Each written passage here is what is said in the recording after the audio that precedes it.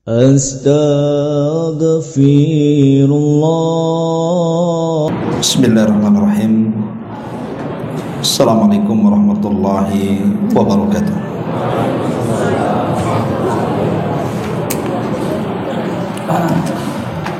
Alhamdulillah wassalatu wassalamu ala rasulillah wa ala alihi wa sahbihi wa mawalah wa la hawla wa la quwata illa billahi wa ba'd. Alhamdulillah, di malam ini kembali kita bisa duduk di Masjid Pontrenis. Salawat dan juga salam kita hadiahkan kepada Rasul kita Nabi besar Muhammad sallallahu alaihi wa ala alihi wasallam. Kita lanjutkan kembali kajian tafsir singkat dari surah Al-Mulk, dan kita masuk pada ayat kedua dan seterusnya dari surah ini. A'udzubillahi minasyaitonirrajim. Bismillahirrahmanirrahim. Alladzi khalaqal mauta wal hayata liyabluwakum ayyukum ahsanu amala wa huwal azizul ghafur. Dialah Allah Subhanahu wa taala yang menciptakan adanya kematian dan juga adanya kehidupan, agar Allah Subhanahu wa taala memberikan ujian kepada kalian, siapa di antara kalian yang paling baik amalannya, dan Dia Maha Perkasa lagi Maha Pengampun. Ma'asyiral muslimin wal muslimat rahimani wa rahimakumullah. Ayat ini menjelaskan kepada kita tentang tujuan Allah Subhanahu wa taala menciptakan kita. Bahwa tujuan Allah Subhanahu wa taala menciptakan kita sehingga diciptakan adanya kematian dan kehidupan, supaya Allah melihat kita, siapa di antara kita ini yang paling baik amalannya. Yang dimaksud paling baik amalannya di sini bukan yang paling banyak, karena orang yang banyak beramal itu belum tentu baik. Makanya Fudail ibn Iyad rahimahullahu ta'ala ketika memberikan catatan ahsanu amala, sebaik-baik amalan, beliau mengatakan akhlasuhu wa aswabuhu. Maksudnya amal yang didasari dengan keikhlasan dan amal yang didasari dengan percontohan atau ittiba kepada Nabi sallallahu alaihi wasallam. Makanya beliau juga mengatakan al-amal la yaqbalu hatta yakuna khalisan sawaba. Al-khalisu idza kana lillah was-sawabu idza kana ala sunnah.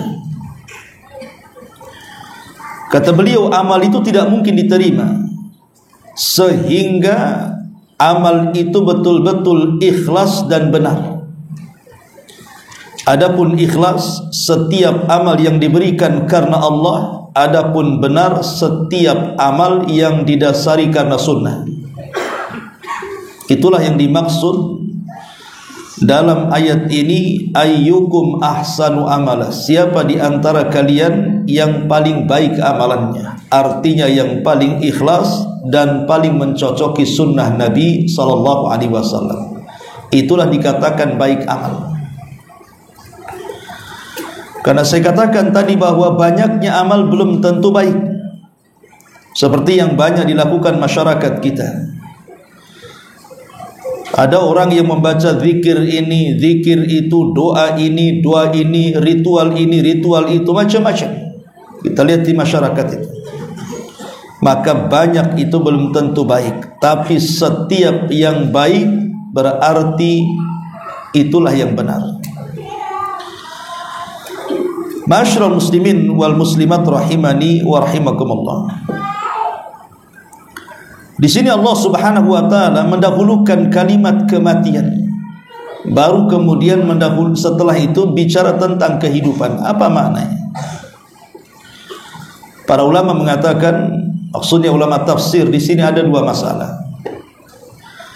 Masalah yang pertama, maksudnya alladzi khalaqal mauta wal hayata, ay khalaqakum lil mauti fid dunya wal hayatu fil akhirati.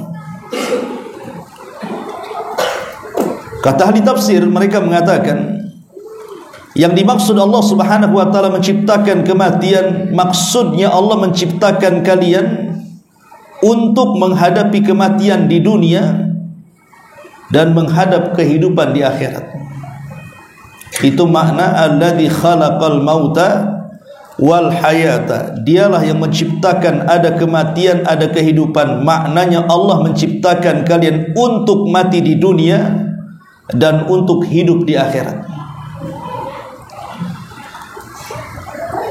Makanya kalau kita lihat kenapa Allah Subhanahu wa taala menurunkan Adam dari sorga ke bumi, apa hikmah dibalik pengusiran Adam alaihi salatu wassalam? Karena dosa yang diciptakannya, akhirnya Adam harus turun dari sorga menuju dunia. Karena Adam itu manusia, dan manusia itu harus disentuh dengan kematian. Dan Allah Subhanahu wa taala mengatakan kullu nafsin dha'iqatul maut, setiap jiwa itu harus disentuh dengan kematian.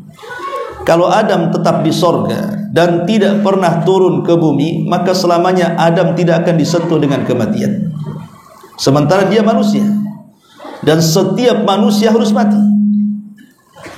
Makanya biar Adam disentuh kematian, Adam dikeluarkan dulu dari sorga dia, kemudian diturunkan ke bumi. Lah bumi ini adalah darul fana, dia adalah negeri yang tidak akan kekal. Makanya Adam disentuh kematian di bumi. Dari sini Allah mengatakan kullu nafsin dha'iqatul maut, setiap jiwa itu pasti disentuh dengan kematian. Inilah kenapa kemudian Allah Subhanahu wa taala mendahulukan kalimat al-maut, kematian. Penafsiran yang pertama. Penafsiran yang kedua atau masalah yang kedua, didahulukan kalimat kematian baru kehidupan, karena li'anna aqwan nas da'iyan ilal amali min nasabi mautihi baina ainaihi. Didahulukan kematian baru adanya kehidupan setelah kematian, karena manusia itu kalau diingatkan akan kematian maka akan terdorong untuk melakukan persiapan. Jadi orang kalau diingatkan dengan kematian, kemudian setelah kematian ada kehidupan yang menunggunya, berarti di sini akan semakin terangsang ini untuk melakukan persiapan, untuk melakukan bekal. Dan Allah Subhanahu wa taala mengatakan wa tazawwadu fa inna khaira zadi taqwa, berbekalah kalian dan sebaik-baik bekal kalian adalah ketakwaan kepada Allah Subhanahu wa taala. Ali radhiyallahu an ketika ditanya makna takwa, maka beliau mengatakan al khaufu minal jalil wal amalu bitanzil wal qana'atu bil qalil wal isti'dad li yaumir rahim. Jadi takwa itu, kata Ali radhiyallahu an, seseorang ditanamkan takut kepada Allah, sehingga dengan takut itu dia berusaha untuk beramal dengan apa yang diperintahkan Allah Subhanahu wa taala. Kemudian dia berusaha untuk qanaah, menerima apapun pemberian Allah Subhanahu wa taala dan persiapan bahwa ada hari setelah kematian. Itulah makna takwa, kata Ali radhiyallahu anhu. Ma'asyiral muslimin wal muslimat rahimani wa rahimakumullah. Pertanyaan pun muncul. Kenapa Allah Subhanahu wa taala menciptakan kematian? Kenapa manusia tidak dikekalkan saja? Kenapa manusia harus disentuh dengan kematian? Yang pertama,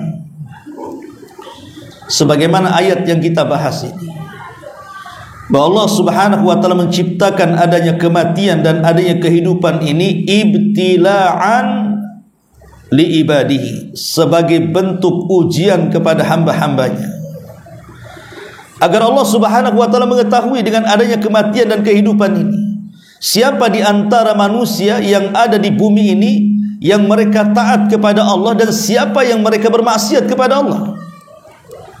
Sebab kalau tidak ada kematian, tidak ada ujian. Bagaimana cara mengujinya? Kalau seandainya tidak ada, mungkin kalau istilah sekolahan itu tidak ada kelulusan. Dengan adanya kelulusan kemudian adanya ujian, maka dari situ kita mengetahui mana murid yang cerdas, mana murid yang tidak cerdas. Lah begitu juga dengan adanya kematian.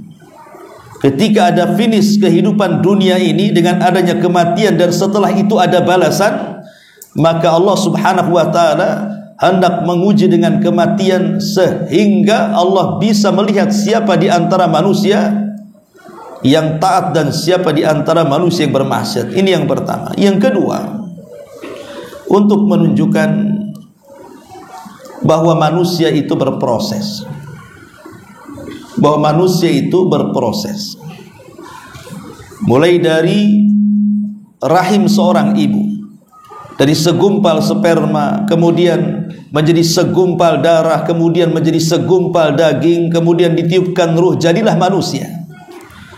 Kemudian terlahir bayi, kemudian menginjak remaja, kemudian dewasa, kemudian di atas puncak kekuatannya, kemudian akhirnya melemah kembali seperti anak-anak, dan akhirnya disentuh dengan kematian. Itulah manusia.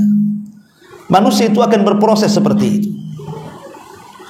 Kemudian yang ketiga, dengan disentuh adanya kematian menunjukkan bahwa di sana ada zat yang sangat kuat,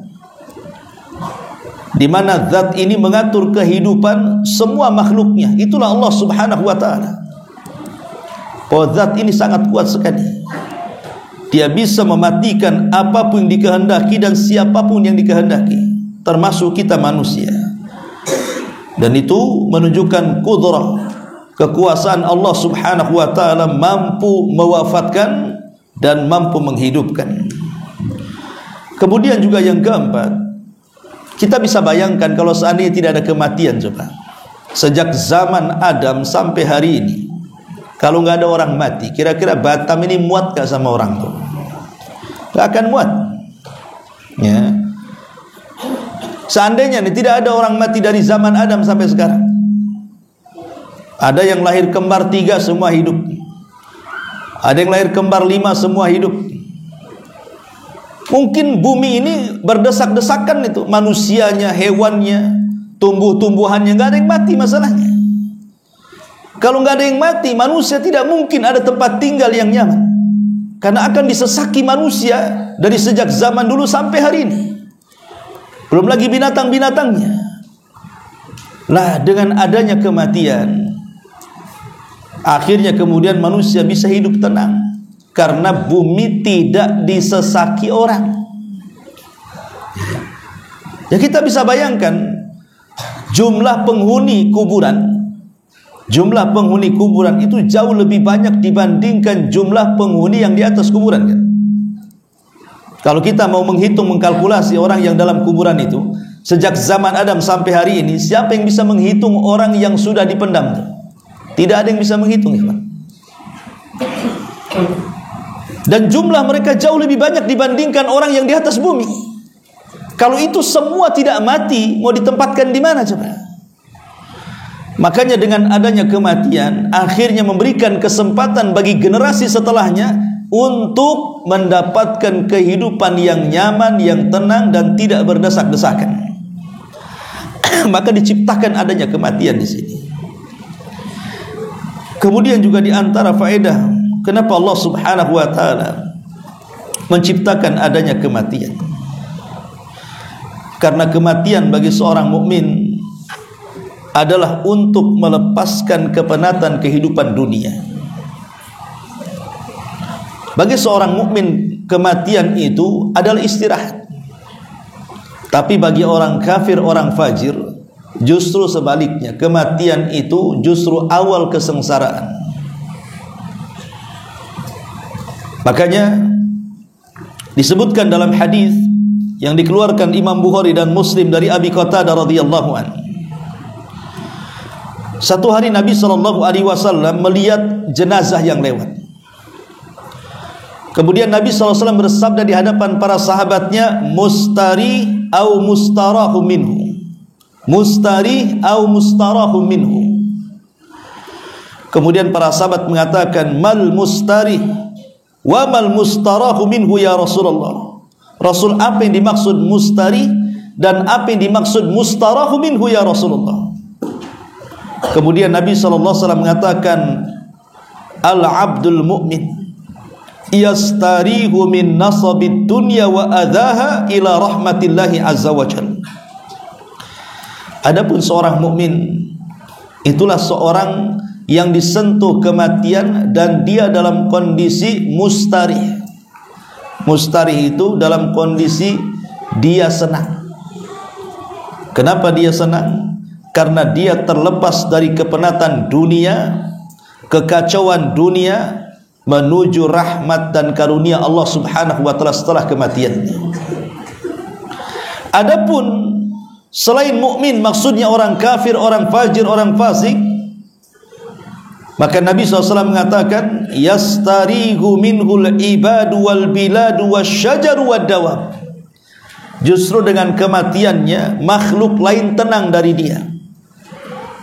Manusia tenang dengan kematiannya, negeri aman dengan kematiannya, pepohonan merasa nyaman dengan kematiannya, bahkan hewan-hewan merasa senang dengan kematiannya. Itulah kematian orang jahat.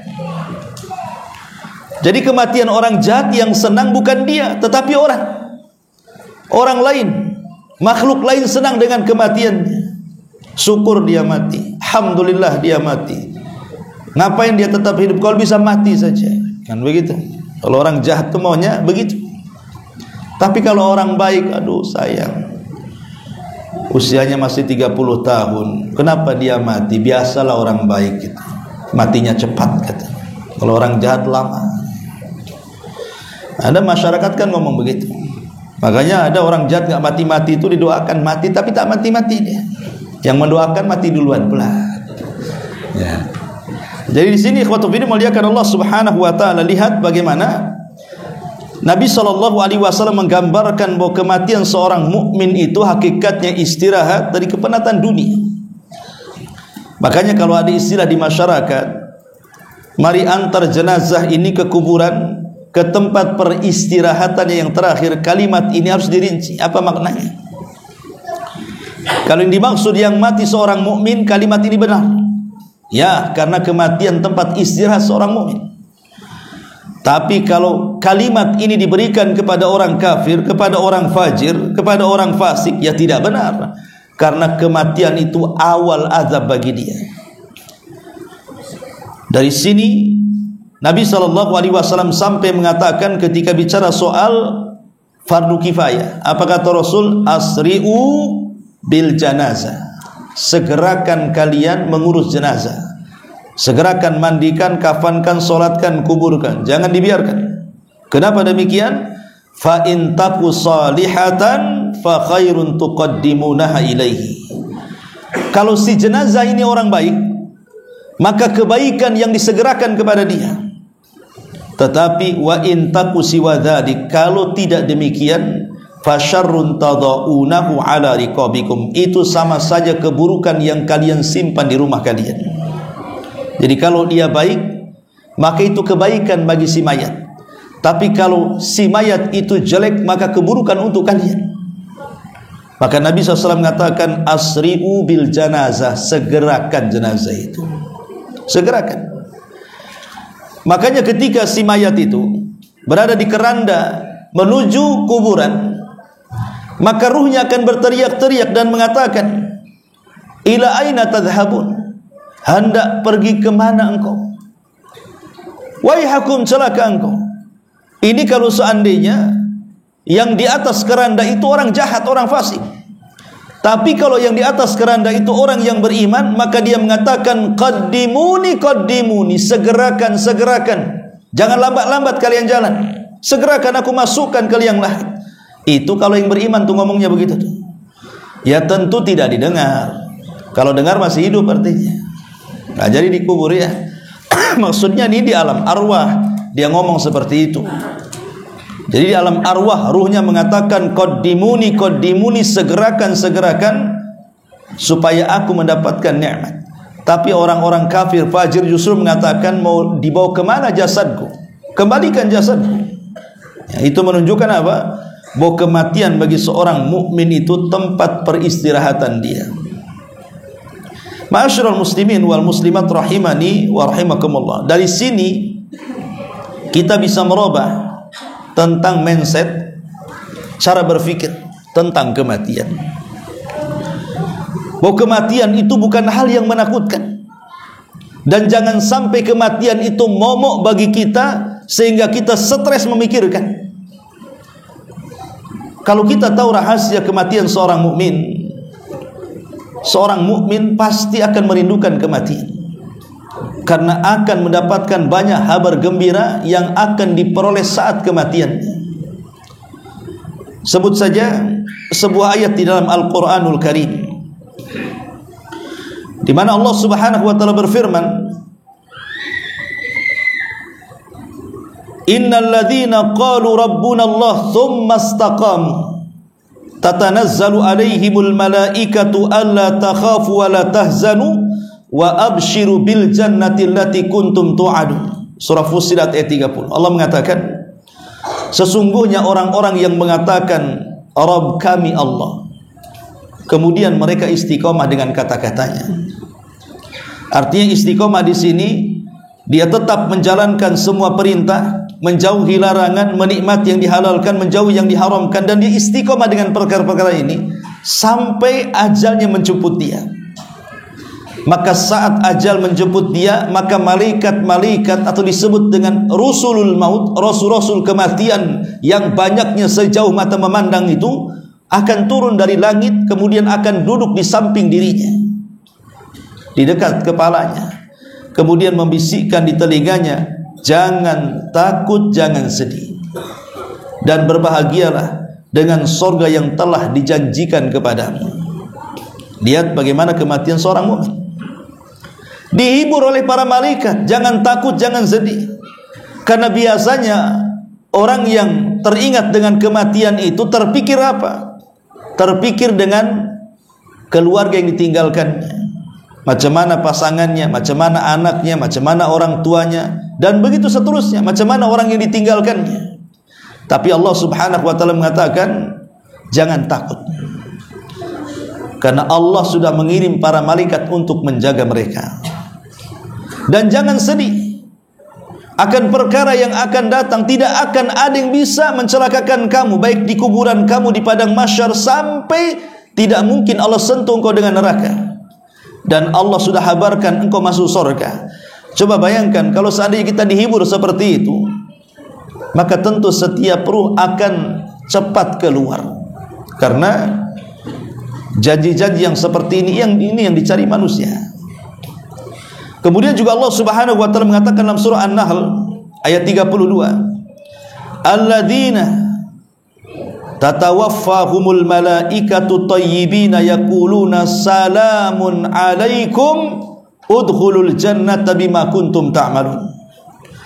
Orang-orang yang diwafatkan dalam keadaan baik oleh para malaikat dengan mengatakan kepada mereka, keselamatan bagi kalian, masuklah kalian ke dalam sorga disebabkan apa yang telah kalian kerjakan. Inilah gambaran secara umum kematian seorang mukmin. Maka saat kematiannya saja dihabar gembirakan, sehingga ruh yang ada dalam jasad itu tidak ditahan dan ingin segera keluar. Karena dia tahu kalau ruh sudah berpisah dengan jasad, maka dia akan mendapatkan kebaikan dan kenikmatan yang belum pernah dia dapatkan sebelumnya. Itu yang disebut dengan nikmat kubur. Ya, nikmat kubur. Kalau saya analogikan seperti ini, kalau ada orang miskin, ada orang susah, hidupnya susah sekali. Dia berada dalam rumah, tiba-tiba datang orang bawa 100 triliun, teriak-teriak dalam rumah, di luar rumah, keluar kamu, mau nggak uang 100 triliun? Kira-kira keluar nggak? Bego lah kalau tak keluar. Ya, pasti dia keluar. Banyak kali duitnya kan begitu, pasti dia cepat keluar. 100 triliun dengan sorga itu tidak ada apa-apanya.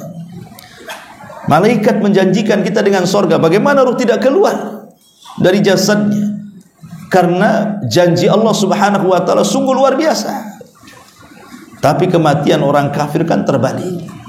Dia ditakut-takuti dengan kalimat, ya ayyatuhan nafsul khabithah ukhruji ila ghadabin minallahi wa sakhati. Wahai jiwa yang buruk, keluarlah kepada kemurkaan dan kemarahan Allah Subhanahu wa ta'ala. Makanya dia tidak mau keluar. Ketika tidak keluar, maka dipaksa ruh itu untuk keluar, sehingga ketika ruh dipaksa keluar, seolah-olah apa?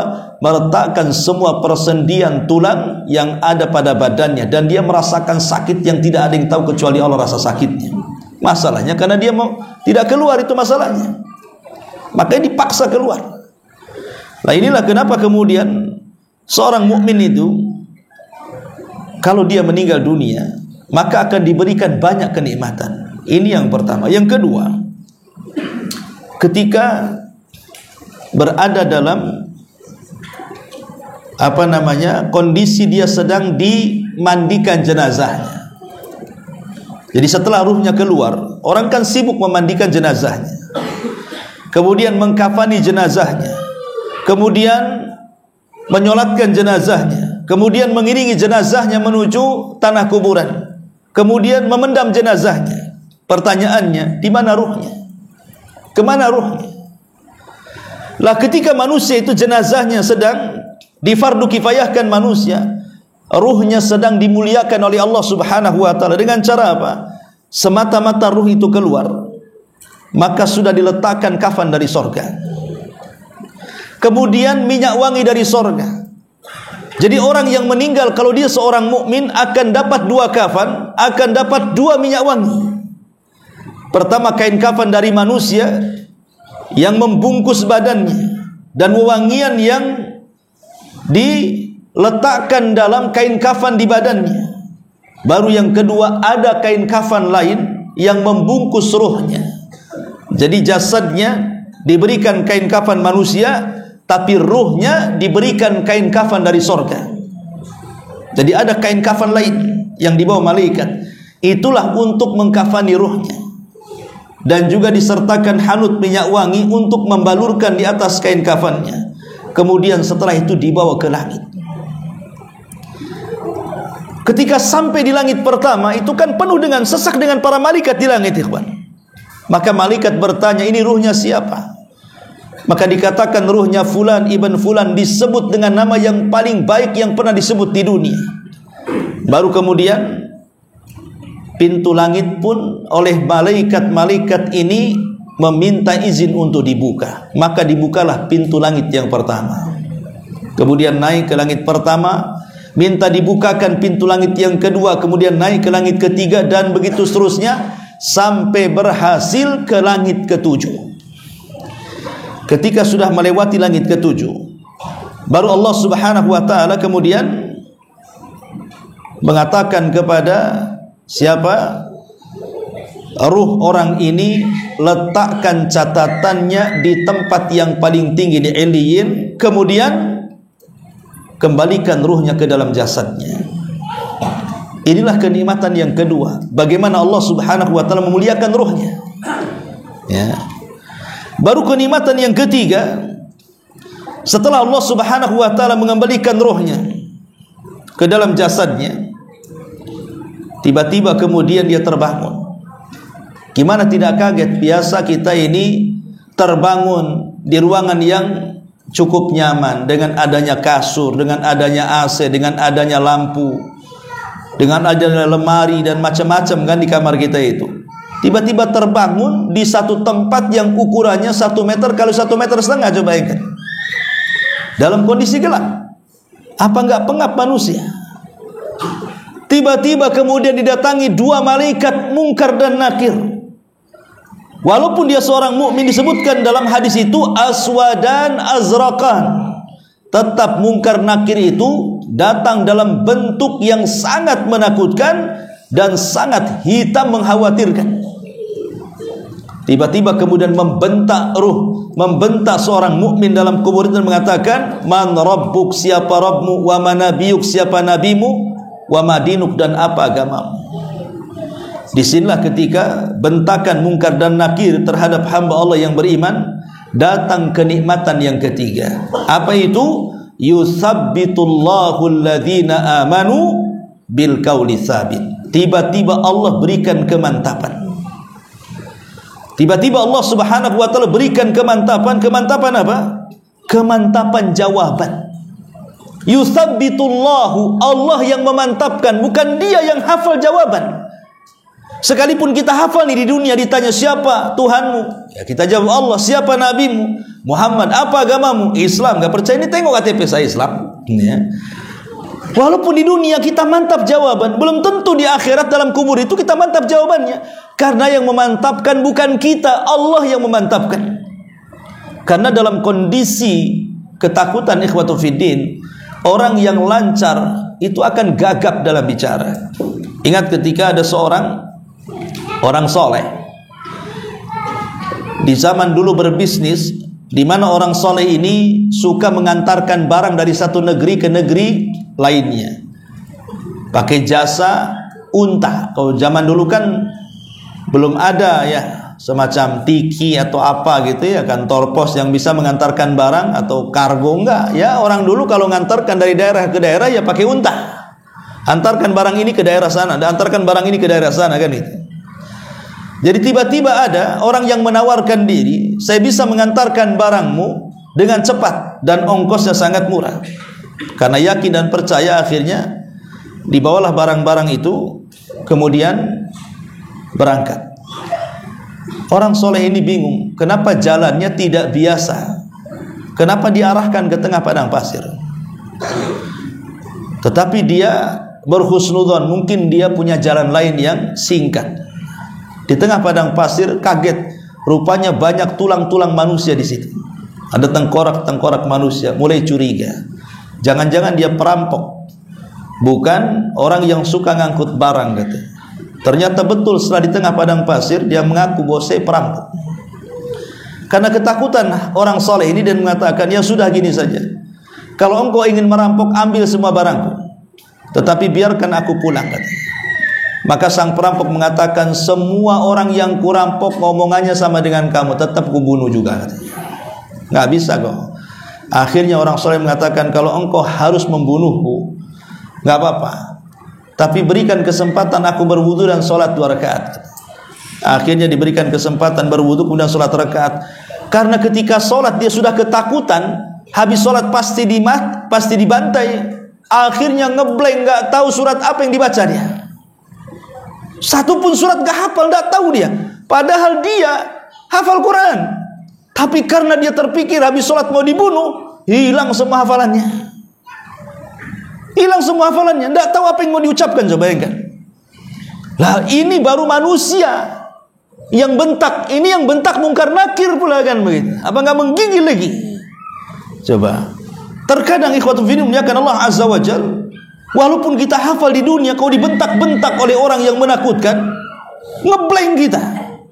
Tapi subhanallah, akhirnya dia ada satu ayat hafal dari 30 juz itu, ada satu ayat hafalnya orang soleh ini. Apa ayatnya? Amay yujibul muttarra idza da'ah wa yaksifus su ila akhiril ayat. Satu ayat ini hafal. Fatihah tidak hafal, lupa gitu ya, surat-surat lupa. Yang hafal satu ayat ini. Tentang apa?